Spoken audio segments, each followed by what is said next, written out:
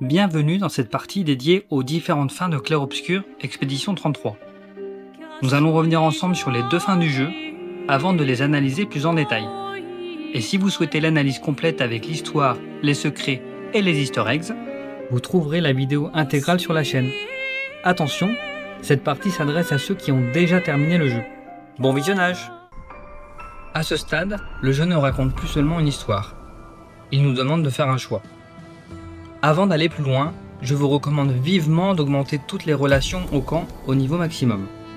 Au-delà de débloquer des quêtes annexes et toutes les attaques gradients, cela permet surtout de renforcer les liens entre les personnages, d'en apprendre beaucoup plus sur eux, sur leur motivation et sur leur histoire. Et surtout, cela a un impact direct sur la compréhension du récit et sur le choix final. Et c'est particulièrement vrai pour Maëlle. Car derrière Maëlle, il y a Alicia, une jeune femme qui a survécu à l'incendie, mais qui n'en est jamais vraiment sortie. Physiquement marquée, mentalement brisée, Alicia est envoyée dans la toile, puis transformée contre sa volonté en Maëlle. Elle perd son identité, ses souvenirs, ses repères, et devient quelqu'un d'autre dans un monde qui n'aurait jamais dû être le sien. Mais derrière ce nouveau nom, derrière cette nouvelle vie, il reste une jeune femme marquée par la culpabilité, qui cherche peut-être la rédemption, le pardon, et une manière d'exister encore sans être écrasée par ce qu'elle a vécu. C'est ce qui rend son attachement au canevas si tragique. Car pour elle, ce monde n'est plus seulement une illusion créée par Aline. C'est aussi l'endroit où elle a grandi, où elle a aimé, où elle a trouvé des liens et une famille de substitution. Peut-être même le seul endroit où elle a réussi à redevenir quelqu'un. Juste avant de retrouver le fragment de l'esprit de Verseau, celui qui maintient la toile en vie, Maëlle parvient à convaincre son père de partir, de quitter le canevas sans le détruire. Elle lui affirme qu'elle y restera un temps, puis qu'elle reviendra. Mais Renoir ne se laisse pas vraiment tromper. Il comprend qu'elle ment, qu'au fond elle ne compte plus jamais ressortir. Ce qu'elle choisit ici, ce n'est pas seulement de rester un peu plus longtemps, c'est de faire du canevas son unique réalité, quitte à s'y condamner. Et lorsque Renoir lui dit au revoir, il faut sans doute entendre autre chose. Non pas un simple au revoir, mais un véritable adieu. Par amour pour sa fille, il accepte sa dernière volonté, même en sachant très bien qu'elle finira par en mourir. Pardonnez-moi. C'est d'ailleurs pour cela qu'il demande à Verseau de veiller sur elle jusqu'à la fin de ses jours. Et sur toute la dernière partie du jeu, que ce soit dans l'histoire ou dans les conversations au camp, quelque chose change aussi du côté de Verseau. Il comprend peu à peu que Maëlle ne quittera jamais la toile, parce que cette réalité est désormais la sienne. À partir de là, leur objectif diverge complètement. Et plutôt que d'essayer encore de la convaincre, Verseau devient plus fuyant, plus distant, comme s'il cherchait déjà une autre solution. C'est précisément ce glissement qui donne toute sa force au choix final. Tu aurais dû m'aider à me Car à ce souvenir. stade, le jeu ne raconte plus seulement une histoire. Il nous demande de trancher entre deux visions du monde. À partir de là, le choix final ne consiste plus seulement à sauver ou détruire le canevas. Il consiste à décider quelle vérité on accepte d'affronter. Regardons d'abord la fin de Maëlle avant de l'analyser.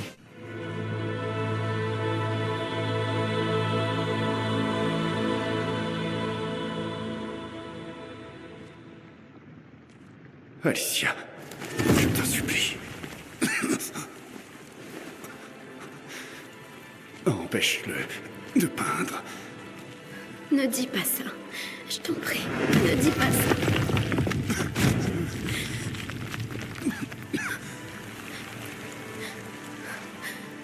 Je t'en supplie. Écoute-moi. Tu es la seule à pouvoir faire ça. Fais-le, je t'en supplie. Efface-moi. Efface-moi. Verseau, Pitié. Je ne veux pas de cette vie. non, arrête de dire Je ça. ne veux pas de cette vie. Je ne veux pas de cette vie. Tout ce que je voulais, c'est qu'on puisse la vivre ensemble. Cette vie qui nous a été volée. S'il te plaît, grand frère, je t'en supplie. Je ne veux pas de cette vie.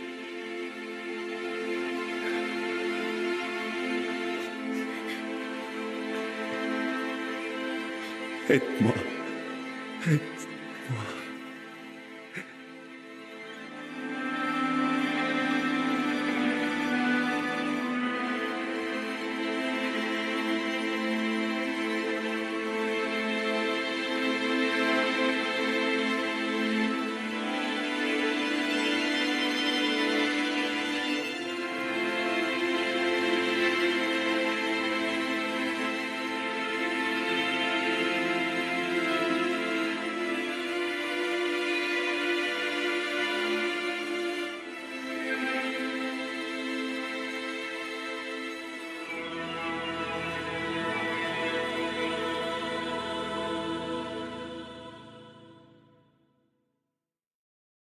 Si tu pouvais vieillir, est-ce que tu trouverais une raison de sourire?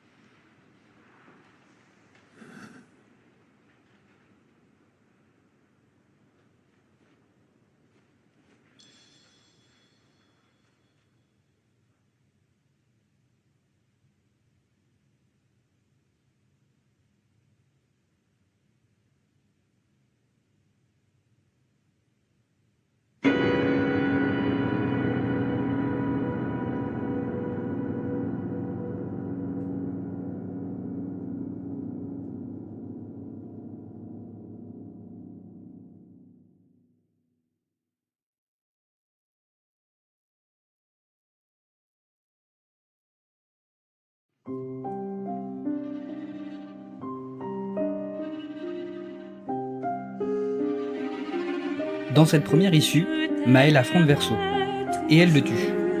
Mais cette fois, elle fait un choix différent. Elle refuse de le peindre. Elle respecte sa volonté, celle de ne plus revenir. Le canevas survit, les expéditionnaires aussi. Lumière renaît. Un monde vivant, mais un monde qui sonne faux. Comme une réalité reconstruite. Et cette fin prend tout son sens quand on regarde la place de Maëlle dans le monde réel.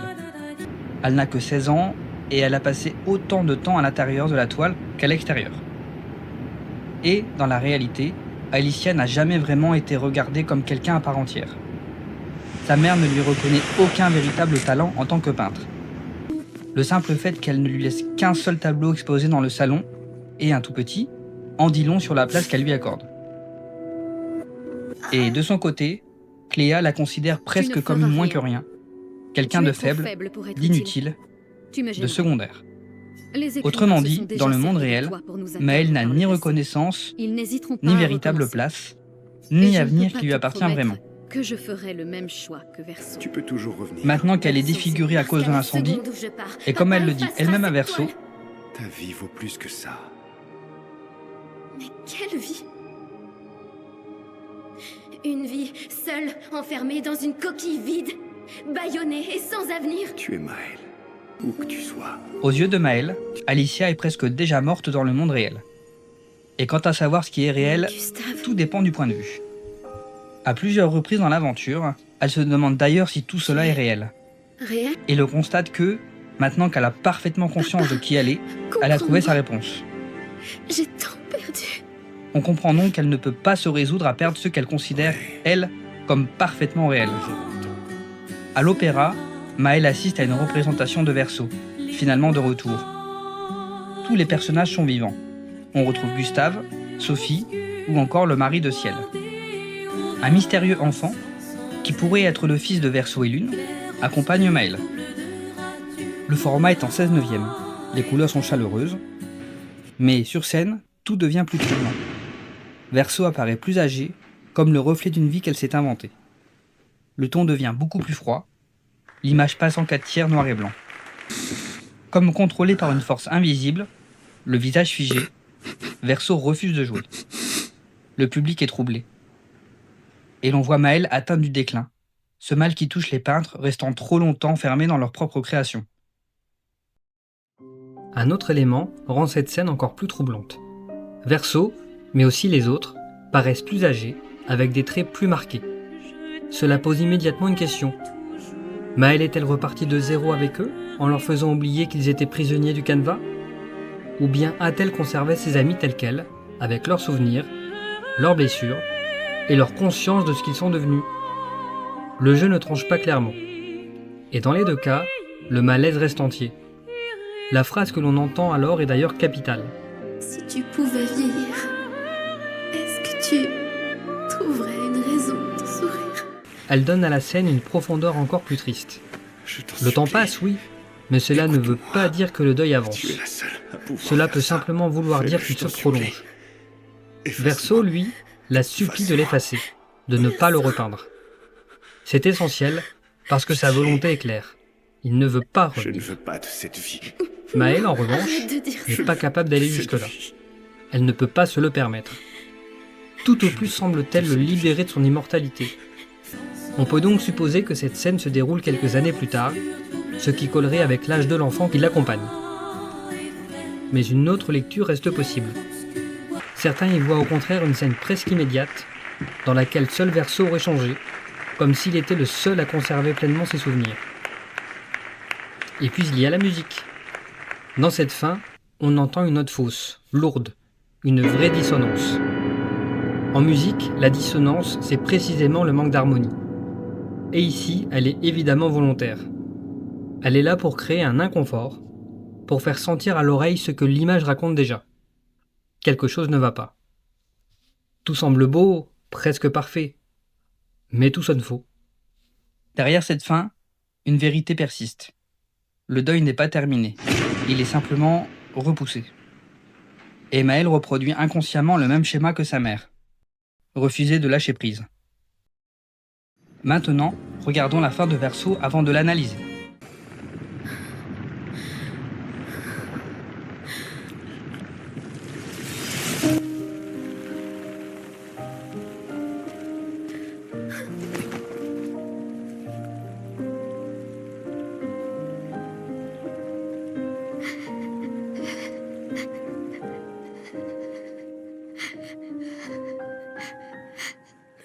pas ça. Ne m'abandonne pas encore. Ça va aller. Ça va aller, d'accord? Tu possèdes ce fabuleux pouvoir de peindre. Tu n'auras jamais à mener une vie qui ne te plaît pas. Tout va bien. Tout va bien. Tout va bien.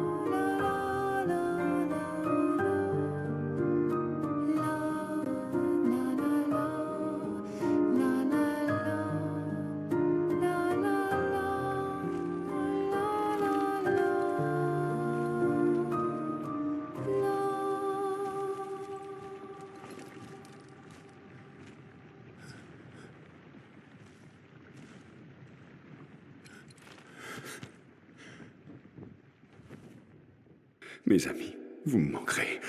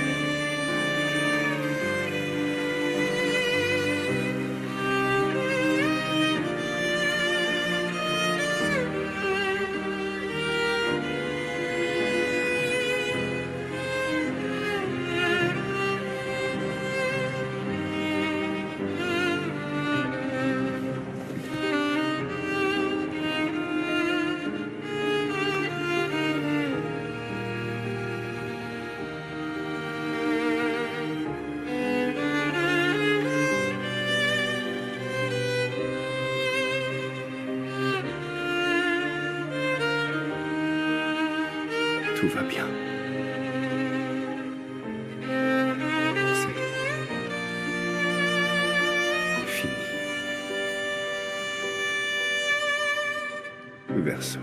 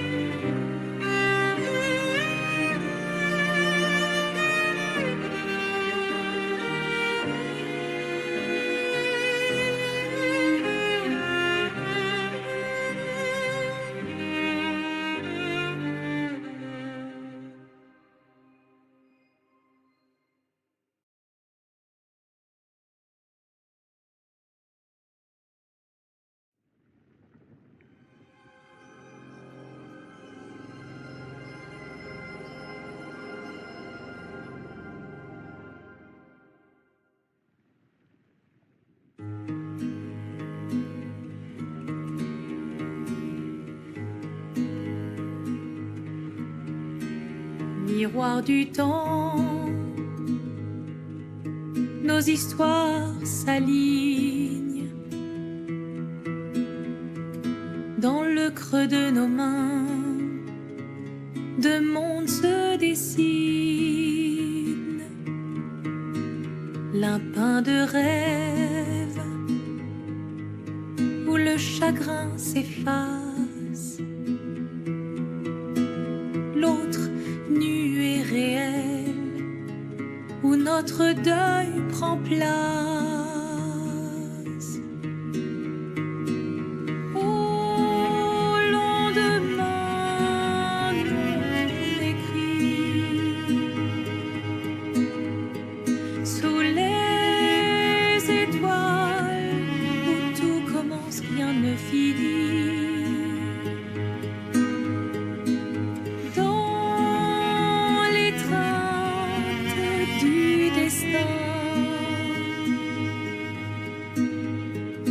Les liens restent éternels dans le dessin. Toile vierge, horizon lointain, peignons ensemble les couleurs de demain. Au clair-obscur, œuvres infinies. Chaque pas trace la route d'une vie. Au lendemain non écrit, sous les étoiles, où tout commence, rien ne finit. Dans l'étreinte du destin, les liens restent éternels dans le dessin.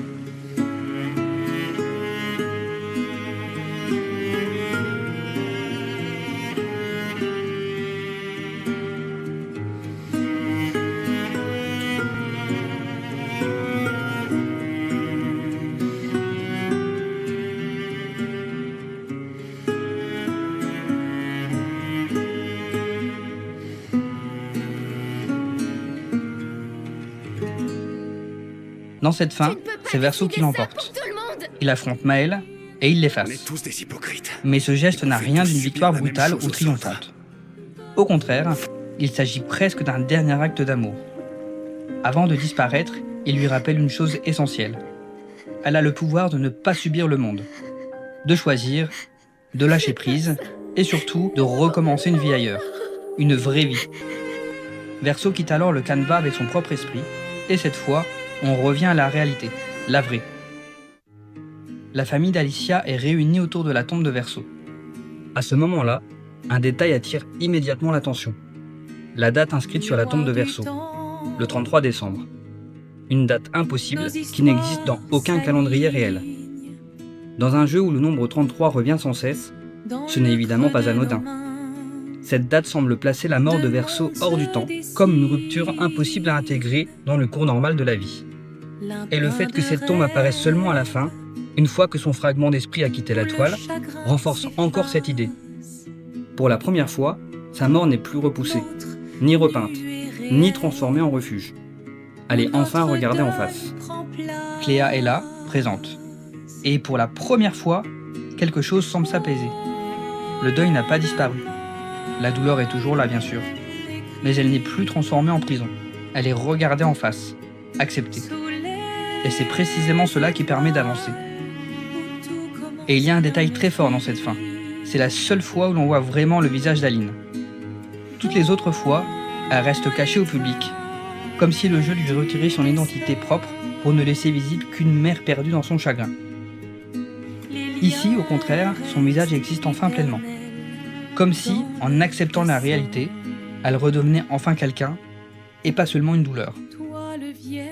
En retrait, le doudou de Verseau dans les bras, Alicia aperçoit alors une vision.